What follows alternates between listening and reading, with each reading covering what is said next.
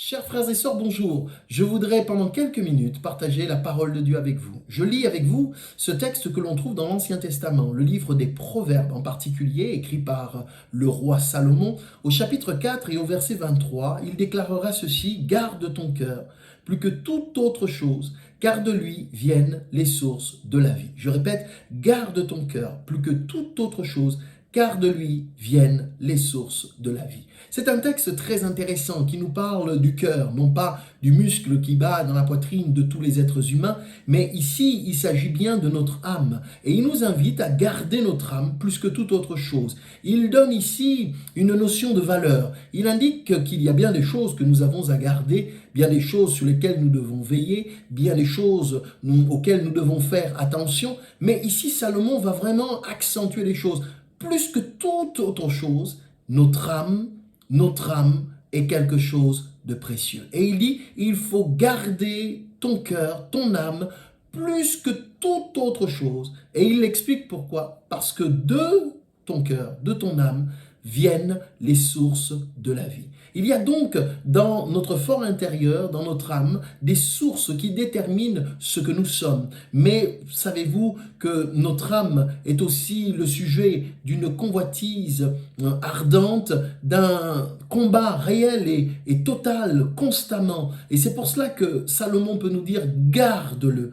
Garde-le dans le sens de le protéger, dans le sens de lui éviter tout ce qui pourrait être pour lui une source de lutte, de combat, de contrariété, quelque chose qui viendrait comme pour accentuer une forme de douleur, de souffrance, de peine. Alors bien sûr, on ne peut pas éviter certaines choses, mais nous devons veiller sur nous-mêmes, veiller sur notre cœur, veiller sur notre âme, veiller, autrement dit, sur les sentiments de nos cœurs, sur les intentions de nos cœurs, sur les pensées que nous pouvons avoir. Nous devons nous discipliner. Et j'aime beaucoup ces textes qui sont assez pratiques et qui veulent donc nous inviter à avoir une vie chrétienne qui prend soin. Nous devons prendre soin de nous-mêmes. Voyez-vous, Dieu veille sur nous, il est vrai, mais il nous invite aussi à prendre nos responsabilités, à apprendre à veiller sur nous-mêmes. Nous devons savoir garder notre vie comme une tour forte qui est, eh bien, je dirais, à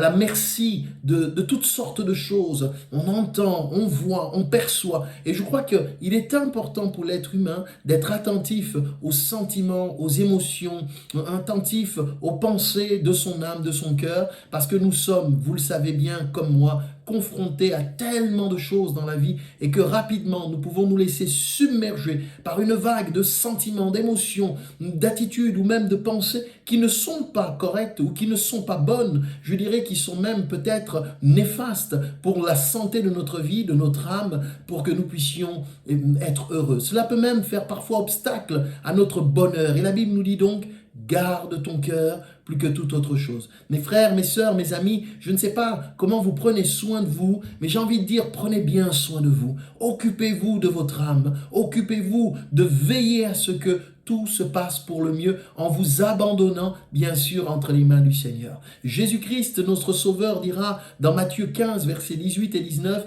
il dit: c'est ce qui sort de la bouche. Ce qui sort de la bouche vient du cœur. C'est ce qui souille l'homme, car c'est du cœur que viennent les mauvaises pensées, les meurtres, les adultères, les débauches, les vols, les faux témoignages et les calomnies. Le Seigneur dit, c'est du cœur que viennent ces choses-là. Alors, si nous veillons et que nous ne laissons pas notre cœur en prise directe avec des éléments néfastes ou dangereux pour nous, eh bien, nous saurons prendre soin de nous-mêmes. La Bible insiste dans l'Épître aux Romains au chapitre 10 et nous rappelle, c'est en confessant de la bouche et c'est en croyant du cœur. Il faut que le cœur croie, il faut qu'au siège même de notre cœur se trouve la foi, la confiance, l'attachement à Dieu. Faisons entrer le Seigneur dans notre cœur, donnons-lui plus de place dans notre cœur, dans notre âme, et lui, il saura préserver nos cœurs et ne pas permettre que tout ou n'importe quoi puisse y entrer, parce que de notre cœur viennent les sources de la vie. Alors mes frères et sœurs, prenez soin de vos sources, faites-en des sources saines,